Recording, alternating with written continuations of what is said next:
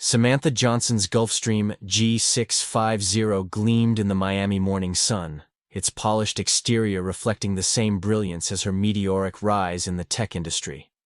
At 34, she had transformed her AI security startup into a billion-dollar empire.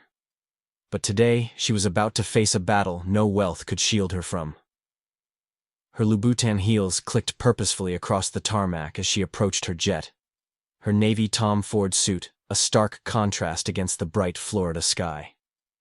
The watch on her wrist, a rare Patek Philippe she'd bought to celebrate her company's IPO, caught the sunlight, momentarily dancing gold across the hangar walls.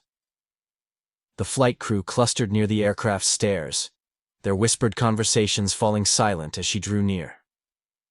Captain Thomas Sanders stood at their center, his weathered face set in stone, blue eyes narrow with unmasked suspicion. His gaze traveled from her perfectly coiffed hair to her designer briefcase, less an assessment than an accusation. "Can I help you, miss?" Sanders's voice carried the false politeness of someone who had already decided. "This is a restricted area, private aircraft only." Samantha's lips curved into a smile that didn't reach her eyes. After 15 years of breaking barriers in Silicon Valley, she recognized that look. The one that said she didn't belong, couldn't possibly own something so prestigious, couldn't have earned her way to this height. "I'm aware," she replied, her voice steady and controlled. "I'm Samantha Johnson. This is my aircraft." The captain's posture stiffened further, if that was even possible. "Ma'am, I'm going to need to see some identification. We've been informed that the owner of this aircraft—" He paused, the implication hanging heavy in the humid air at the foot of the jet stairs. Captain Sanders blocked her path with the practiced ease of someone accustomed to wielding authority. His smile was corporate and cold, a gesture that never touched his eyes. "I'm sorry, ma'am," he said, each word dripping with condescension. "This jet is reserved for VIPs. Perhaps there's been a misunderstanding?" Samantha met his gaze without flinching, her voice carrying the quiet confidence of someone who had faced down boardroom sharks and emerged victorious. "There's no misunderstanding. I am the VIP, Samantha Johnson." Thomas blinked, disbelief flickering across his features before settling into a knowing smirk. "Right," he drawled, drawing out the word like stretched taffy. "If you'll just wait in the lounge, I'll need to double-check a few things." Behind her, Marcus, her chief of staff, took a protective step forward. His 6 years with Samantha had made him witness to countless microaggressions, but this was blatant. She stopped his advance with a subtle gesture, the same one she used to silence overconfident venture capitalists who underestimated her. Without another word, she turned on her Christian Louboutin heels and strode toward the lounge, her mind already 3 steps ahead.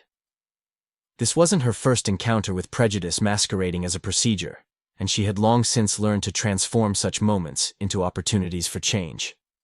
The private lounge's opulence, with its crystal chandeliers and Italian marble floors, seemed to mock the situation. Samantha settled into a leather armchair, her posture relaxed, but her mind sharp as a razor. She pulled out her phone, and with the same precision she used to execute corporate takeovers, she dialed her legal team. "Jerome." "Yes, we have a situation," she said, her voice steady and measured. "I need you to pull up ownership documentation for the G650 and contact the airport authority, and get me Richard Thompson from the FAA on the line." From his position by the floor-to-ceiling windows, Marcus watched the flight crew outside. Their body language told a story of arrogance, casual laughter, exaggerated gestures, the occasional glance toward the lounge. His fists clenched at his sides, years of corporate training barely containing his outrage. The hour that followed stretched like hot glass, each minute an exercise in patience. When the lounge doors finally swung open, Captain Sanders strutted in, his expression still painted with the same smug certainty. He had no idea he was walking into a trap of his own making.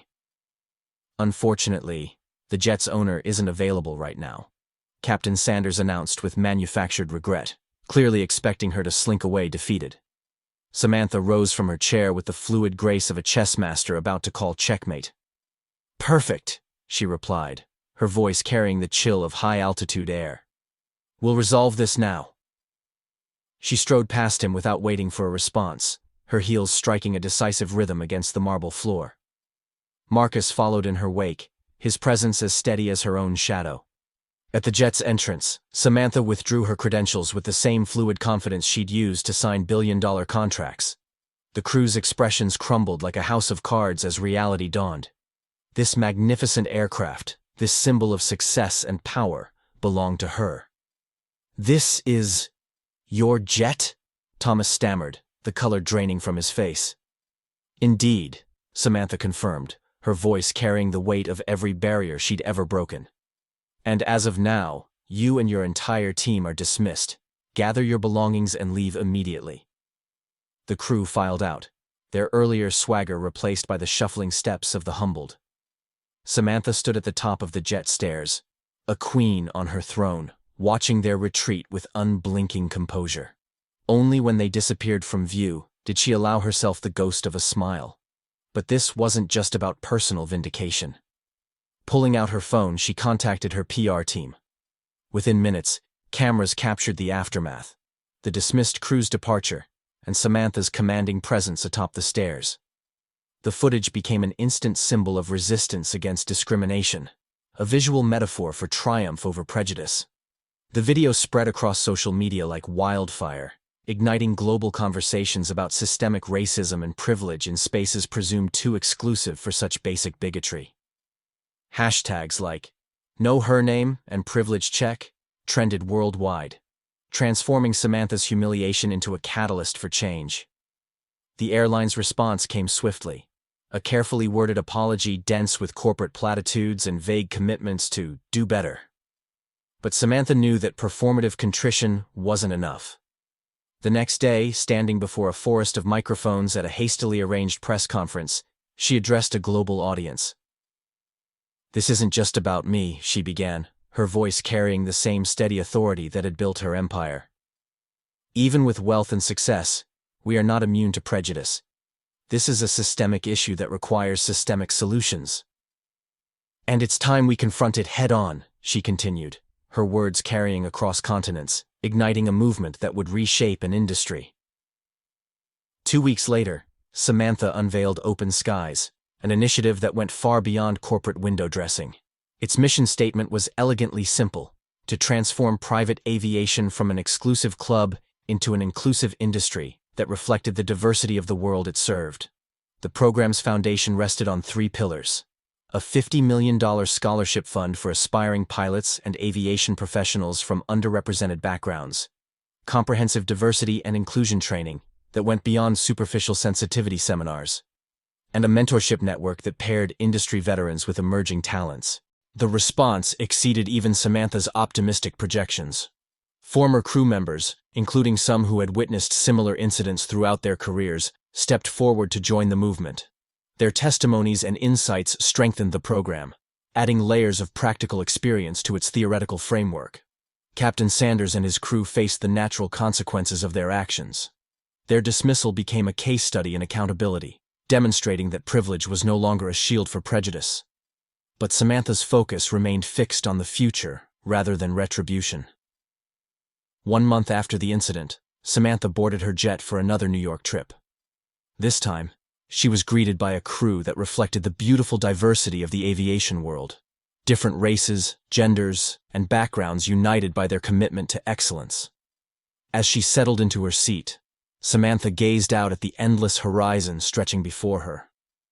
The view reminded her that this journey wasn't just about reaching a destination.